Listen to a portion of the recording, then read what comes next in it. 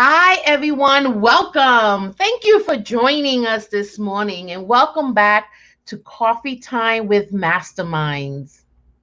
We created this show to be a series of conversations with leaders of mission based organizations. It was birthed from the pandemic and the fact that we, everyone, were all navigating new waters was a way for us was the reason for us to think about developing a conversation about how to get through these times.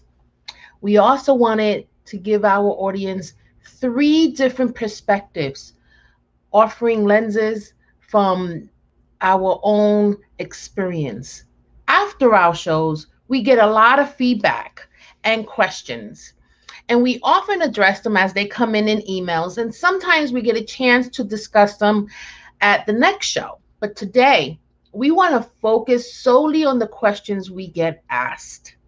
To our surprise, we have to tell you that many questions are related to nonprofit consulting, specifically about how we work with nonprofits. So, go ahead and grab a cup of coffee and join the conversation for the next half hour as we discuss topics that are urgent to the leaders of mission based organizations. We're going to get started with introductions. I see some of you on. Please tell us your name and where you're from, state, or country, so that we can thank you for being on the show.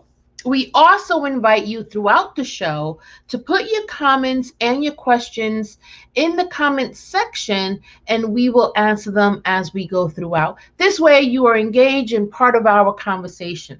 So I'll start with introducing myself, and then I'll bring in my co-host. My name is Cynthia Rojas, and I am the principal and founder of a management consulting firm called To Your Growth. I specialize in change management, organizational development, and leadership development. I want to bring in my next co-host, Rebecca Tuttle. Good morning. Hi, Rebecca. Good morning, Cynthia. How are you? I'm good. I'm good. I'm Rebecca Tuttle. I'm the founder and creator of Grant Right Now and Grant Writing for Good. We help schools, nonprofits, organizations, and businesses find, write, and secure grant funding, and we teach you how to do it. Yay. Let's bring in Peter, our third co-host. Hi, Peter. How are you this morning? Hi, Good Peter. morning. How are you? Good, good. My name is Peta Blakely, and I am the founder and principal of Blakely Consulting. I help mission-based organizations measure and maximize their impact. That's awesome. I just want you to know we just got a notification that we weren't live. So let's see how that works. But we'll find out. Before all these technology issues, right? They're so great. Before we jump in, I mentioned in the intro that we started this work wanting to have conversations with leaders as we were all navigating new waters. And that the three of us bring three different perspectives or lenses that we wear based on our experience, based on our education, and based on the work that we've done for decades. I want to first go into what is the lens that we've been offering throughout these 12 weeks. So let's start with Peter. Peter, tell us a little bit about the lens you wear when you're thinking about organizations and challenges. So I'm an evaluator, but I generally don't do the big evaluations that come at the end of projects. I work with organizations to build their feedback structures so that they can create their own information and then use it to make their programs better and stronger. So what I've been thinking about these last few weeks is, one, a lot of organizations were getting to a point where they had a data system in place, and now it's been disrupted because the program itself has been disrupted. So right now is the time to think, what information is useful right now? How can we gather it? And to pair things back to what are the things that we can manage and manipulate and control in a time like this. Cool. So when you're faced or you're being asked about organizational challenges, you look at it from a data perspective. How are people looking Mhm. at their data? How are they using it to improve their programs? Things of that nature. Right. Beautiful.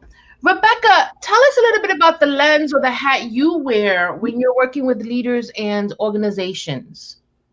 Sure. So my background is nonprofit management. I've, been boots on the ground, home visiting, all the way up to executive director. And through that work, I have really expanded my fund development portfolio from a fundraising perspective, but also a grant perspective with a focus on sustainability. So my lens isn't just, bring me on board and I'll help you write one grant and that will be it. It's more building a sustainable practice as a nonprofit with resources and revenues from all angles, all areas, so that you build not just the foundation financially, but you also build that donor support, that stakeholder support as well. Wow. So you really see it as an organizational wide effort. Absolutely. Is one task, but that this is really about organizational structure. Mm-hmm. Wonderful, wonderful. It's about data too, but we'll get back to that later. Yeah. Well, some of the questions I just wanted to. I don't think we've ever spoken about the lens in which we approach our organizational work. I think I remember having spent some time doing that. So I work with organizations in thinking and looking at how to create change within their organization, either because they're building upon their infrastructure or they need to redesign the infrastructure. And I'm going to talk a little bit about what that means because I get asked a lot about change management. It is also related to organizational development, right? So, for example, times like now, nonprofits are really looking at redesigning or restructuring their organization. And so what are the key programs that we keep? How does that impact your clients? What's the experience they're going to have now? And who are the staff that get to stay to carry on the work? So things of that nature is what organizational development and change management encompasses. And I'm always thinking about the people. Always. It's like, well, how would the staff feel when this is implemented? So that's the lens in which I wear. So cool. Okay, so I'm going to start with Peter. So we get these questions. Peter gets this question often, and she alluded to it a little bit in the intro before. But as an evaluation consultant, right? I'm sure you find on many programs, think evaluation is something that happens at the end of a program. Yeah. Why would a program hire someone like you for a program that's still running? Right. Or a small program. A lot of programs think it's an extra and an add-on, and the audience for it is a funder or somebody who's asked for it. But I believe in building dashboards. What is the data that is going to be helpful to you right now? And think about it like the dashboard on your car. It's useful to understand how fast we're moving and that we're headed in the right direction before we get to our destination. So, Awesome. So we're always working with programs that are making adjustments and changes, right? Yep. How do they use data in their planning and in that decision making? Yeah. So I only work or primarily work with using data to make decisions. Otherwise, you're going on too much subjectiveness, and that can be problematic, right? So often when people want to change something, one of the first questions I ask them, or sometimes they actually hire me to do this, but the organization usually knows is, what's driving your desire to make this change? What's driving your desire to move your work forward? And so it should be rooted in some data, right? I get nervous when people say, well, we know that our clients want XYZ. And so how do you know that? Um, well, because they've been our clients for years, but have you ever surveyed your clients? So you should use data before embarking on any change. Otherwise, you might find yourself in that training and that change management cycle again very soon after. Very soon. Or before you decide to make no change. Right. I think even if you are doing the thing you've been doing for 10 years, it's worth looking around you. You've got to look at the greater environment and ask yourself occasionally, is this still the right thing to be doing and the most effective way to be doing it? Especially now that, when things are so unpredictable, you're going to have to ask yourselves that question very often. Right. And it's a good opportunity to say, like, what is the change that our organization is committed to affecting in the world, and what does that look like right now? Exactly. On that.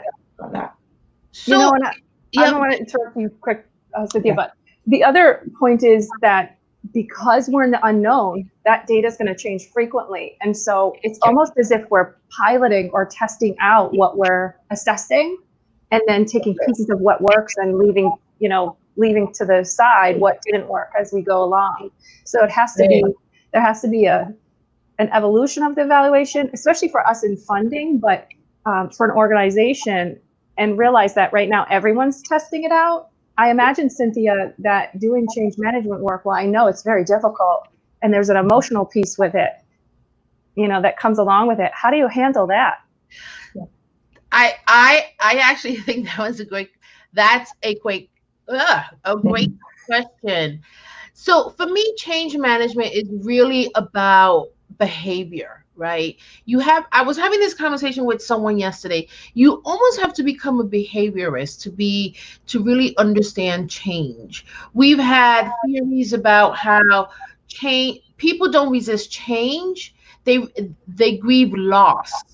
So leaders can benefit from allowing staff to express the loss that they're feeling as a result of change, especially large organizational change. That's tough. I've watched a nonprofit go from, working really well based on its experience and what it knew to be best practice to then becoming accredited, which then brought on 2,500 standards into the organization. That was great change because now someone was saying you have to do things this way. And if we didn't allow the staff to grieve the loss of some of that autonomy and to feel like they were still appreciated because they built a lot of this, that change would have been unsuccessful. So you have to understand that for change to be successful is not just saying this has to happen. You really have to understand human behavior and what drives and motivates change, and then include that in your change management plan. And when we study human behavior in fund development as well, why do people give? How can we share a message with them that resonates with them to want to participate with our mission and support our work? Human behavior is something that you really want to be mindful of and pay attention to and listen to people. I like that answer, Cynthia. That's really interesting. And it's interesting what you're saying. You're reminding me, when I was learning about fund development, I learned that there's 7 emotions that gets looked at. I hope I'm not revealing any secrets. Or that there are 7 reasons and there are emotions attached to those reasons as to why people give. And so the role of the fund developer, right, is to understand those emotions and to understand what motivates people to give, and then work on tasks or work on initiatives that tap into that knowledge. And I'll give you a secret that I do when I'm trying to engage donors. So to your very point there about those, reasons why people give, if you're trying to figure it out and you're saying, I can't figure out why people just won't give here. Why isn't this working? Sit down and write what those reasons are for yourself. Why do you give to other organizations? Why do you support other groups and gravitate toward nonprofits? And write those reasons down. And then I guarantee some of those same themes are going to show up if you implement them in why other people should give to your organization. Yes, that's a great idea. That's a great idea. Rebecca, is that the kind of thing that you help organizations with as a consultant?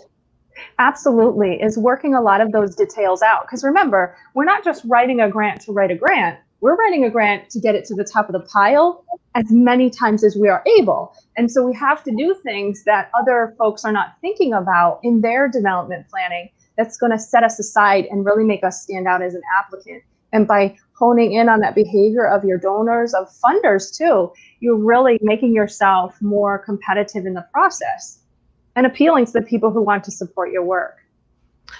So I understand that grant writers these days are very busy. Organizations are reaching out to grant writers, and to some extent, this is the time to do it, right? It's very obvious why that's happening. But tell us, Rebecca, why is it a good idea to hire a grant writer, an evaluator, instead of just having someone do it themselves? What are the pros and cons? Sure. So, I mean, going back to what we were just talking about, the benefits of hiring a skilled grant writer, someone who really understands fund development as a whole, has the planning piece for, working and engaging donors and bringing stakeholders to the table, having conversations and scripting with funders. You want someone who has experience there and someone who can help you define a true fund development structure that's going to help your organization be sustainable, not just in the present that we're in, but for the rest of the year and going into next year. I don't really think that we can do planning for the next 2-3 years. That's more of an estimate or an anticipated outcome rather. And Peter's going to correct me there because there's a big difference between evaluation and estimated outcomes in planning. But anyhow, so the benefit of hiring a grant writer is to hire someone who's skilled and experienced and knows what they're doing and isn't just working on this one opportunity right now to help get you over the hump. In terms of bringing an evaluator into the mix, there is a huge evaluation piece that goes into the grant application itself. And another, reason why to hire a skilled grant writer is, for myself, for example, so I'm a results-based accountability practitioner. So I'm skilled in evaluation, in research writing. I teach that, I practice that, and a lot of state funders require elements of what they call RBA in their grant applications before they'll even consider funding you. And a lot of foundations believe the same. It's best practices in the field that a grant writer can help you understand and become comfortable with. Because the idea is not to have a grant writer, as a consultant always, right? It's to help you gain the necessary knowledge and skills and ability to implement what you're learning and put it into practice so that eventually you can say, bye, Rebecca, I don't need you anymore, and then they come back to you when they need that additional assistance. So that's awesome. That's really you talked about the evaluation section and that, how funders are looking for that. And I appreciate that funders are looking for that. I think it's important to the organizations too. And it's an important way that we all contribute to our shared mission. So you have two responsibilities there. One is to implement something that's research-based. It's just sloppy and irresponsible to make a program out of whole cloth when people have been doing mission-based work for hundreds of years, right? And recently there's a lot of research about what works and what is the best practice and what is the most equitable practice. And you should be using that. You have a responsibility to use that and implement the best possible program that you can. You also have a responsibility to leave something for the rest of the field. And that's one of the reasons to do your own evaluation, however small it is, however you publish it, ideally on your blog or on social media, so that other programs can learn from your successes and, what do we call them? Fail forwards, right? So other programs can be as strong as they can be. No one program is going to solve this problem all by themselves. You've got to think about yourself as being part of a field. And I like what you're saying about responsibility. That's twofold, right? You just said the first one was you have a responsibility to share your data back out with the world, to show the progress you're making, and also to show the areas where you could still use some help here. And we can't do this by ourselves. So the second responsibility is recognizing you can't do this work all by yourself. There's population accountability, and then there's program accountability. And as programs evaluating the success of our work and opportunities that we could pursue to strengthen it, that's a program accountability. We have to show and ask for help from the greater population if we're going to all do this work together. I like what you said about it being a responsibility. I'm nervous about population accountability because they think, oh, that means we're taking responsibility for solving this entire problem for this entire population. And I say, no. It just means we're going to place ourselves on the side of solving this problem. Right. And furthermore, we are going to be receptive to feedback from this population in how we address this problem. Mm-hmm. Yeah, that's awesome. Peter, you get asked all the time, is my organization too small to hire an evaluator? I think evaluators get associated with big projects or research projects. Tell us a little bit how a small organization could benefit from an evaluator. So every organization should have some kind of a feedback system, right? At a minimum, because if you don't know that you're being successful, you don't know when to stop and celebrate, right? Everybody needs some kind of a system. Do you necessarily need to bring in a consultant? Here's where I think sometimes a consultant is really helpful, even though the program is very, very small, is that in my role, I'm really focused on defining your program with a lot of clarity, right? I need that clarity because if I can tell you how to measure it, I have to know exactly what it is. And I think that helps programs to be understood and designed with more clarity. But yes, evaluations run an entire range from one spreadsheet, one survey, to you can spend hundreds of thousands of dollars on an evaluation. So when I was working at a nonprofit, we often had external evaluators because we got a lot of federal funding. And one of the great benefits is when you get fed the data back and they show you how the data, or how when they do a process evaluation, which often comes with a program evaluation, you get to see how your efforts or what you're doing impact the outcomes in a way that is so enlightening and really, really beneficial to the organization. Yeah. And oftentimes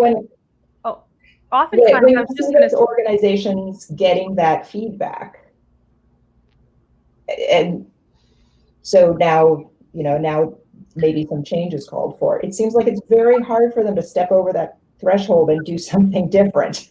Right. Why is that? And is that where somebody who specializes in change management comes in? Yeah. No, absolutely. Rebecca, what were you going to say? I'm so sorry. I was just going to say, oftentimes an evaluator is required in a federal grant application. So you don't actually have the choice but to hire them. Yeah, but it comes with the grant. Yeah. And so that's why, as an organization, you want to get to know the process, but you also want to get to know evaluators who do this, because you have to also report the reasons why you selected this particular evaluator. So even before you bring them on in a proposal, you have to really understand the process and get to know them and vet them too.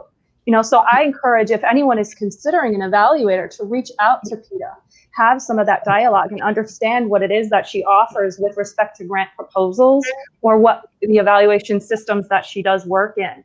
And it'll only benefit you to gain that knowledge. Yeah. This is all really interesting.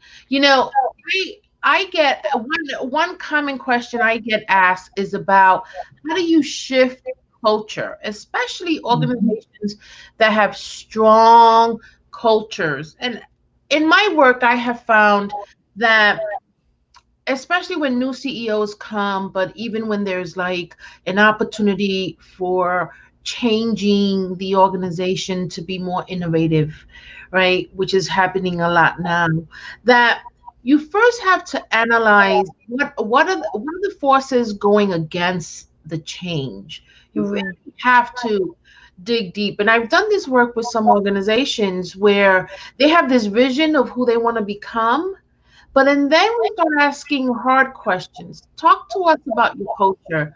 How do you appraise performance, right? How do you communicate to your staff? And once we start seeing and detailing what are some beliefs that the organization has, then the ones that are not working are the ones that we have to create change for.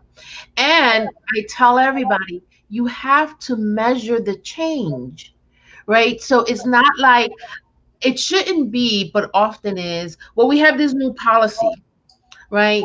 And yesterday I was talking to someone and I was using the example of changing your email signature so that it's branded, right? And removing quotes, personal quotes that people have, which can be offensive to your audience, right? And so that's great. You teach everybody how to put the new signature. You give them a copy of your logo. You tell them the rules, no quotes. Okay. Well, who's checking a month later to make sure that that happened? Who's checking to make sure that staff understand why this is important? And Mhm. they need to understand why they can't put their quote in their email signature anymore and what their means. Or they can't use emojis, right? That deserves a conversation as well, because that's where you get your buy-in. But there also has to be metrics that people are monitoring to make sure that the change happens. And that's where I see things fall apart. I'm sure you see it, Peter, as well. Yeah, and I think um, I see data collection and feedback as a continuum. There is data collection that is day to day and feedback that's day to day, and then there's data collection that is annual or even longer cycles. Yeah, And the short stuff I think of as process improvement, right? We know this is the right process, and we're just going to do it better, faster, more efficiently, right? yeah, Changing your email signature is probably an example of process improvement. And then there's strategic planning. Is this the right thing to be doing at all? right. And to do that, you you need higher level data and generally a few years worth of data, and it responds to a different set of questions. Yeah. So, a lot of times I'm working with a client and they want to build like one dashboard, and we have Uh-huh. to push back on that a little bit and say, well, managers probably need a daily or weekly dashboard, but your board does not need that information. Your board needs the quarterly or annual dashboard. Right. Yeah. And we've got to look at metrics in a slightly different way, even though we understand these day-to-day ones feed to those annual ones. Yeah. So, Peter, you also help organizations build dashboards because that's something I've gotten asked a lot. Like, Yeah. you build dashboards. It's like Excel's a great tool. Put the Excel part of the dashboard is the easy part. Right. The hard part is what do we put in the dashboard? Who is the Yes. dashboard for? How do we define a measure to put it in the dashboard? That's very hard. How do we all agree in advance on what this thing means? Can How do everyone we, use it? That's another can thing. everyone Can use everyone it? use When it? do we look at the dashboard? How do we hold staff accountable for bringing us the information that's going to go in? Because often that's a significant add-on to people's day-to-day routine. Mm-hmm. Is something that they have to enter into the computer to generate the data that's going to go into that dashboard. That's the hard part. Putting Right. it in Excel, pretty straightforward. So can Yeah. I ask you a question, Cynthia, with Yeah. respect to what we're talking about? So you come in and it's a smaller organization and they don't have these systems in place that Pete is talking about. You had mentioned earlier about feeling a sense of grief or loss when things are changing. Now, we had also made mention that there's a little bit of a learning curve when we implement these things like these new dashboards that maybe PETA as the consultant is coming and putting in there. So because I've heard us now a few times talk about who's going to hold folks accountable if they are putting those emojis in their email, if they're not using the proper signature, if they're not putting the inputting the data, into the dashboard.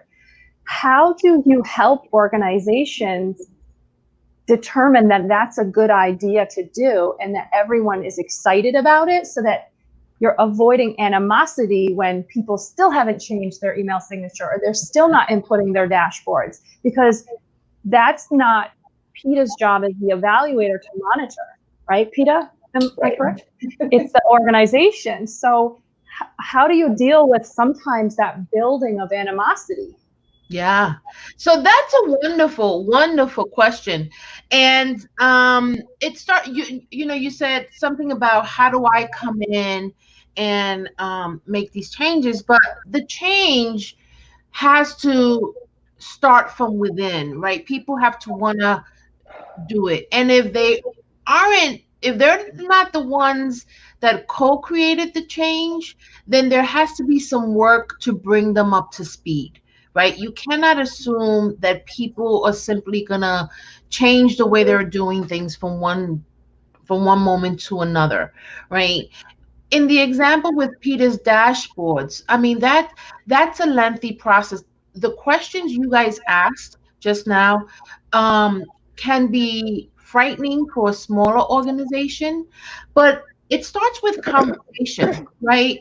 Tell us, what would you love to know about your program? So spark their curiosity, because people were so curious all the time, and that gets people excited. And perhaps the first step is creating a dashboard on the data that they would like to see happen. You have to also, in change management and initiatives, have safe spaces where people can admit mistakes, where you're constantly looking to improve and not penalize. And that's really, really important. And then training and learning. That's circular. It's what PETA is saying. That's an evolution, right? You don't just train once, but you continuously train and you remind people why we're doing this, right? So put it in your employee newsletter. If your CEO does a Monday morning announcement, that person should be announcing it all the time. Bring it up in meetings and have people in their team meetings give you examples on how they're using the dashboard so that they can begin to become engaged with it. So those are just some ideas into how I would encourage an organization to embark on a large change like that. That's great. One of the things that I hear the three of us talk about a lot, and coming from three different angles of nonprofit, is, PETA, you're always talking about that continuous loop, that continuous feedback loop. Cynthia, you just reminded us that it is circular. In my work with fund development, grants, etc., it is revisiting, going back to what did work, where did we receive funds from, doing that constant process improvement. And so we don't just do your piece of the work, Cynthia, and PETA, your piece and mine, and then, okay, now we're good for the rest of the year. This is work that is constantly ongoing. We're constantly checking, we're improving. It's a process in a nonprofit and even in a business, right? Right. But it's not something that we want to just do once and put away and close the file cabinet. Right. We want to always be looking at these things. Yeah.